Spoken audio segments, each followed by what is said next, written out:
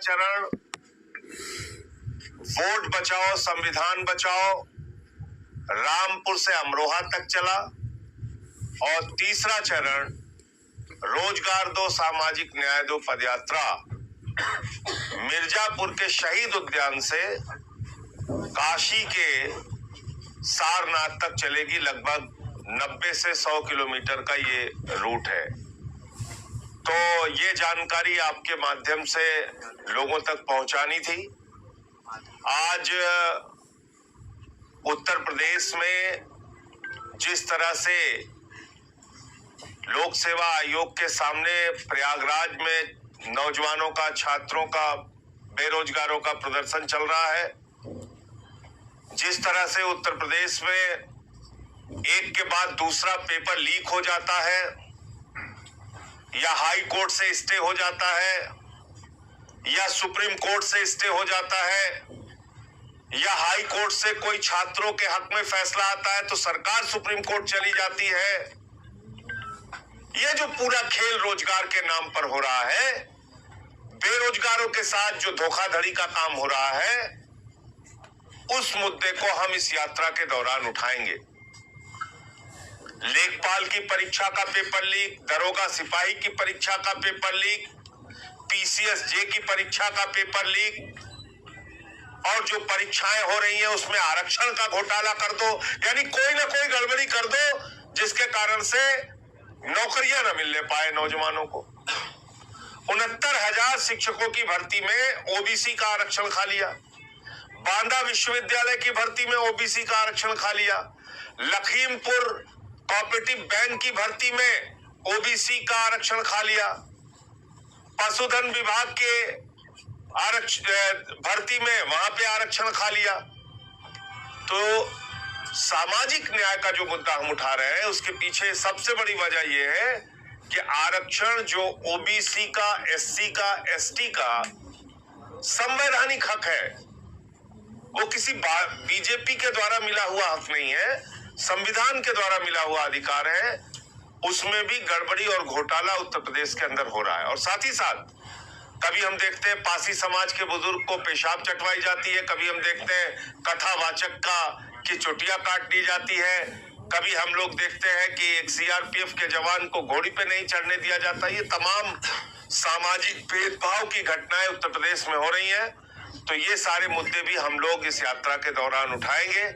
और एक बड़ा वर्ग जो बेरोजगारी से इस वक्त त्रस्त है, वो चाहे बुनकर समाज का हो, वो चाहे रेहड़ी पटरी वाले हों जिनकी दुकानों पर बुलडोजर चला दिया जाता है, वो चाहे रोजगार सेवक हों, आशा बहुएं हों, आंगनबाड़ी हों, शिक्षा मित्र हों, 8वां पेंशन के लिए जूझ रहे लोग हों, जो लोग भी अपने हक के लिए, अधिकार के लिए, रोजगार के लिए संघर्ष कर रहे हैं, अपने आप को नियमित करने के लिए संघर्ष कर रहे हैं, या जो सरकारी कर्मचारी हैं और बाद में पेंशन के लिए संघर्ष कर रहे हैं, मैं सबका आह्वान करता हूं, आइए इस यात्रा से जुड़िए। हमारा मिस्ड कॉल नंबर वही है जो पहले की 2 यात्राओं में था, 750004 0004 750004 0004। तो इस नंबर पर मिस्ड कॉल देकर और 8588841358 पर कॉल करके आप यात्रा का हिस्सा बन सकते हैं, यात्रा के साथ जुड़ सकते हैं और इस यात्रा को लोग कामयाब बनाएं और उत्तर प्रदेश की सरकार मजबूर हो लोगों को नौकरियां देने के लिए, उनके मुद्दों पर ध्यान देने के लिए। ये आम आदमी पार्टी का प्रयास है और जहां हम सत्ता में हैं वहां काम करके दिखाते हैं, जहां विपक्ष में है वहां जनता की लड़ाई लड़ने का काम करते हैं। हमारा यही सिद्धांत है और उस पर ही आम आदमी पार्टी काम कर रही है। और तीसरे चरण की यात्रा के लिए कल काशी प्रांत में मीटिंग भी हुई और मुझे पूरी उम्मीद है कि बहुत ही सफल और अच्छी यात्रा, जैसे 2 यात्राएं हमारी हुई वैसे ही ये पद यात्रा भी होगी। डेट बता दीजिए, किस डेट से? 16 जनवरी से 22 जनवरी तक मिर्जापुर शहीद उद्यान से काशी वाराणसी के सारनाथ तक यात्रा जाएगी। योगी सरकार मणि त्रिपाठी जो कि विधायक है भारतीय जनता पार्टी के, उन्होंने मुख्यमंत्री योगी आदित्यनाथ को पत्र लिखा है कि पुलिस भर्ती में सामान्य वर्ग के लिए आयु सीमा में 3 वर्ष की छूट देखिए जो भी होगा वो नियम कानून के तहत होगा ना। किसी एक आदमी के चिट्ठी लिखने से कुछ नहीं होगा। आयु सीमा में छूट जो संवैधानिक रूप से मिल रही है वही मिलेगी, एक बार सबको मिलेगी। एक बार 3 साल की छूट दी जा चुकी है यूपी में ही। जब 60,000 भर्ती निकली थी 2023 में, तब तमाम लोगों ने विरोध किया था कि लंबे समय से भर्ती नहीं निकली, तो 3 साल बढ़ाया गया था। तो फिर सबका बढ़ाइए ना, सबके लिए एज बढ़ाइए, क्योंकि उम्र तो सबकी बढ़ रही है। वो चाहे सामान्य वर्ग का छात्र हो या ओबीसी SC ST के छात्र हो, तो आयु की सीमा सबके लिए बढ़ाइए। उनको जो पहले से छूट मिली है ओबीसी SC ST को, उसमें भी और बढ़ाइए सीमा। सामान्य वर्ग की बढ़ाना चाहते हैं तो उनकी भी बढ़ाइए। और भर्ती नहीं निकली ये किसका दोष है? भर्ती नहीं निकली उसके लिए कौन जिम्मेदार है? भारतीय जनता पार्टी की सरकार जिम्मेदार है, योगी आदित्यनाथ जी की सरकार जिम्मेदार है। एक तरफ आप पिछड़े वर्ग के लोगों का आरक्षण खा रहे हैं, उसमें कोर्ट का फैसला आ रहा है। मैंने वो मामला पार्लियामेंट में उठाया था 69,000 शिक्षक भर्ती का, और आज तक वो भर्ती फाइनल नहीं की गई। तो इसका भी निस्तारण कीजिए ना। योगी सरकार 125 करोड़ निवेश के साथ में खाद्य प्रसंस्करण इकाइयां लगाने की बात कर रही है, इससे आय दोगुनी होगी किसानों की, जैसा कह रहे योगी आदित्यनाथ। देखिए भैया, हमने इसी प्रदेश में देखा है 5 रुपए और यहाँ तक कि शायद 50 पैसे या 1 रुपए तक का चेक किसानों को मुआवजे के रूप में बांटा गया था, उनको अपमानित किया गया था। हमने इसी प्रदेश के अंदर देखा है गन्ना मूल्य के लिए किसानों को लाठी खाते हुए। हमने इसी प्रदेश के अंदर देखा है खाद की एक बोरी के लिए लंबी लंबी लाइनें लगाते हुए और किसान की मौत होते हुए। तो अब ये किसानों को बढ़ावा देने के लिए खाद्य प्रसंस्करण के लिए 125 करोड़ रुपए देने की उनकी क्या योजना है, क्या जमीन पर उतर के आती है, वो देखना होगा। क्योंकि जब यहाँ पे इन्वेस्टर समिट होती है तो दावा किया जाता है उत्तर प्रदेश में 40 लाख करोड़ रुपए का इन्वेस्टमेंट होगा। अब 40 लाख करोड़ रुपए में तो उत्तर प्रदेश स्वर्ग बन जाएगा। जमीन पे 40 करोड़ भी नहीं आता है। तो इसलिए दावों और हकीकत में जो फर्क है वो समझने की जरूरत है। उत्तराखंड सरकार की महिला मंत्री के पति बिहार से गुलाम खरीद कर लाने की बात कर रहे हैं। हाँ, तो यही सब तो इनकी भावना है भाई। महिलाओं के प्रति इनकी जितनी गंदी सोच है उसकी आप कल्पना नहीं कर सकते। अंकिता भंडारी का मामला सामने आया, उन्नाव का मामला सामने आया, इतने अनेक मामले सामने आए जिसमें कि आपको साफ तौर पे दिखता है कि भारतीय जनता पार्टी या उनके नेताओं के मन में महिलाओं के लिए कोई सम्मान नहीं है। और ऐसी बातें वो ऐसे हरियाणा का भी एक इनका नेता बोल चुका है बिहार के लोगों के लिए। बिहार इस देश का हिस्सा है, बिहार के महिलाओं का सम्मान है, वहां के लोगों का सम्मान है, वहां के नागरिकों का सम्मान है। आप ऐसे रोज वहां की महिलाओं को अपमानित करेंगे और ये सीखते हैं सब प्रधानमंत्री जी से। प्रधानमंत्री जी एक रैली में गए थे तो उन्होंने मुजरा जैसे शब्द का इस्तेमाल किया था, बिहार के अंदर ही किया था। अभी 3-4 दिन पहले का एक वीडियो आया है गाजियाबाद का, उसमें बेचारे बिहार से करीब 15-17 साल से आके लोग वहां रह रहे हैं साहिबाबाद। अब वो बिहारी को कह रहे हैं तुम बांग्लादेशी हो। और उत्तर प्रदेश की इतनी शानदार पुलिस है उत्तर प्रदेश की, ठाए ठाए ठाए ठाए क्या क्या नाम इनका दिया गया है, तो ठाए ठाए ठाए ठाए वाली पुलिस कहती है मोबाइल तुम्हारे पीठ पे लगा रहे हैं, तुम्हारी नागरिकता पता चल जाएगी किस देश के हो। आपने मजाक बना लिया है, सिस्टम का मजाक बना दिया है। एक इनके मंत्री है, 20 लोग मर गए गंदा पानी पीने से, उनको शर्म नहीं आती। नगर विकास के मंत्री हैं कैलाश विजयवर्गीय जी, इंदौर में उनको घंटा फर्क नहीं पड़ रहा है। उनको जो है वो कह रहे हैं ये सवाल फोकट का सवाल है। ये मौत के आंकड़े हैं, ये 30 बताए जा रहे हैं, लेकिन जो ऑफिशियल है वो 20 है। तो क्या 30 है, उससे ज्यादा हो सकते हैं? देखिए, ये तो जांच का विषय है। मैं तो ये कह रहा हूँ कि इसमें पूरी पड़ताल इस बात की होनी चाहिए। इंदौर देश के सबसे स्वच्छ शहरों की सूची में एक है, नंबर 1 पर है। और वहां ये गंदे पानी की शिकायत कोई एक दिन की नहीं है, ये लंबे समय से वहां इस शिकायत आ रही थी। तो अगर लंबे समय से वहां गंदे पानी की शिकायत आ रही थी, उस पे कौन कौन से अधिकारी हैं जिन्होंने कार्रवाई नहीं की, कौन कौन से लोग उसके लिए जिम्मेदार हैं, तो उन सब के ऊपर कार्रवाई तय होनी चाहिए, उनके ऊपर कार्रवाई। और ये हत्या है। देखिए, एक होती है लापरवाही, एक होती है लापरवाही के कारण हत्या। लापरवाही के कारण हत्या का मामला है ये। SIR को लेके 6 जनवरी को ड्राफ्ट पोल इलेक्शन कमीशन निकालेगा। आपकी पार्टी की क्या तैयारी है? इंडेक्शंस जो भी डिलीट हुए हैं, उसकी आपकी पार्टी में ऐसा कोई वॉर रूम है जिससे वो चेक करेंगे? देखिए, बिल्कुल करेंगे, और हमने अब तक सबसे आगे बढ़कर इस मामले को उठाया है। और ये बड़ी अजीब बात है कि राज्य सरकार के कर्मचारियों ने 2 काम किया। एक, ग्रामीण चुनाव संपन्न कराने के लिए, जिला पंचायत और ग्राम पंचायत BDC का चुनाव संपन्न कराने के लिए उन्होंने ग्रामीण मतदाताओं की सूची तैयार की राज्य निर्वाचन आयोग ने। इसी राज्य सरकार के कर्मचारी, इसी योगी सरकार के कर्मचारी, और उन्होंने बताया कि ग्रामीण मतदाताओं की संख्या है 12 करोड़ 69 लाख। 12 करोड़ 69 लाख।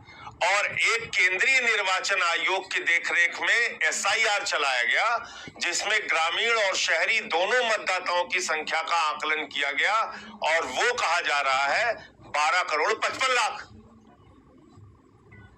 तो ये तो बड़ी मतलब आश्चर्य की बात है, हैरान करने वाली बात है कि एक ही राज्य सरकार के कर्मचारी ग्रामीण मतदाताओं की संख्या बता रहे हैं 12 करोड़ 69 लाख, और उसी राज्य सरकार के कर्मचारी जो SIR कर रहे हैं वो ग्रामीण और शहरी दोनों मिला के बता रहे हैं 12 करोड़ 55 लाख। तो शहरी मतदाता जो 4 करोड़ के ऊपर है वो कहां चले गए? वो कहां चले गए? ये तो बड़ी अजीब सी बात है, जिसके बारे में मुख्यमंत्री जी को बयान देना चाहिए आके। मोदी योगी का ऐसा करिश्मा है, 4-4 करोड़ लोग गायब हो जा रहे हैं। 4-4 करोड़ लोग, जनसंख्या नियंत्रण पता ही नहीं है। नहीं, उस जनसंख्या नियंत्रण में सब निपट रहे हैं, ये भी ध्यान रखिएगा, सबको निपटा रहे हैं। और एक बात समझिए, 1 करोड़ 26 लाख आपने शिफ्टेड की कैटेगरी में रख दिया। आपने पता किया कि जो व्यक्ति गाजीपुर का, बलिया का, सुल्तानपुर का, फैजाबाद का, लखनऊ का जो व्यक्ति जाके रह रहा है अहमदाबाद में, सूरत में, चेन्नई में या मुंबई में, उसका वहां पर वोट बना भी है कि नहीं बना है? आपने ये जानने की कोशिश की? नहीं की। और 1 करोड़ 26 लाख लोगों के आपने कहा कि ये शिफ्ट हो चुके हैं, तो अपने मताधिकार से ही वंचित हो जाएगा, ना यहाँ पे वोट दे पाएगा, ना जहां गया वहां वोट दे पाएगा। दूसरी बात, 84 या 86 लाख लोग करीब हैं जिनको आपने डाल दिया अनट्रेसेबल की कैटेगरी में, यानी मिले ही नहीं। अब ये कैटेगरी क्या है? जो BLOs के ऊपर दबाव बना, उन्होंने घर बैठे कह दिया नहीं मिले, नहीं मिले, नहीं मिले, कट गया आदमी। अब घूमते रहो तुम, बाप दादा के जन्म प्रमाण पत्र दिखाते रहिए आप अपना वोट बनवाने के लिए।